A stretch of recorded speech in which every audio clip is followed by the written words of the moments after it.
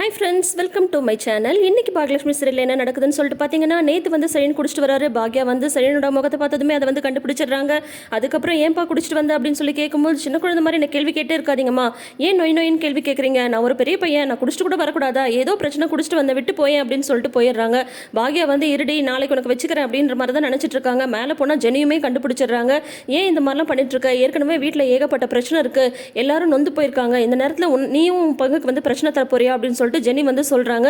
எனக்கு ஏகப்பட்ட ஸ்ட்ரெஸ் ஆஃபீஸில், அதனால தான் இப்படி பண்ணேன், நீயும் வந்து அம்மா மாதிரி கேள்வி கேட்காது அப்படின்னதும், அப்போ ஆன்டிட்டையும் இந்த மாதிரி தான் பேசிட்டு வந்தியா, அவங்க ஏற்கனவே வந்து வருத்தத்தில் இருக்காங்க, இப்போ நீ வேற வந்து இந்த மாதிரி பண்ணிட்டு இருக்கே அப்படின்னு சொல்லிட்டு ஜெனி வந்து சொல்ல, அடுத்த நாள் காலையில் வந்து பாக்யா வந்து கிச்சனில் இருக்காங்க. அப்போ செழியன் வந்து கீழே வராங்க. பாக்யாட்ட பேச ட்ரை பண்ணுறாங்க. ஆனால் பாக்யா வந்து முகம் கொடுத்து பேச மாட்டேன்றாங்க.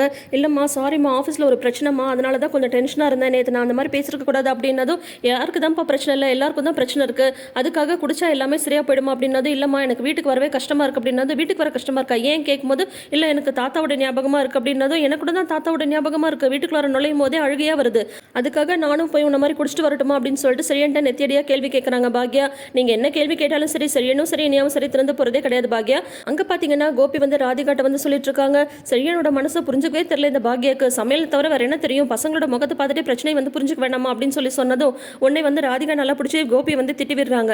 ஒரு அப்பா மாதிரி பேசுங்க, பாக்யா கூட தான் ஏகப்பட்ட பிரச்சனை இருக்குது, அதுக்காக அவங்க வந்து குடிச்சா சரியா போயிடுமா, எனக்கு கூட தான் ஆஃபீஸில் வந்து பிரச்சனை இருக்குது, என் முகத்தை பார்த்ததுமே நீங்கள் மட்டும் என்னை கண்டா பிடிக்கிறீங்க, எங்களை பொம்பளைங்களை பார்த்தா உங்களுக்குலாம் எப்படி தெரியுது, நீங்கள் நில்லுன்னா நிற்கணும், உட்காரணுமா அப்படின்ற மாதிரி ராதிகா பிடிச்சி கோபியை திட்டி விடுறாங்க. அதானே நீ வந்து எப்போ உன்னோட ஓல்டு ஃப்ரெண்டுக்கு தானே சப்போர்ட் பண்ணுவேன்னு சொல்லிட்டு கோபி வந்து சொல்லிட்டு இருக்காரு.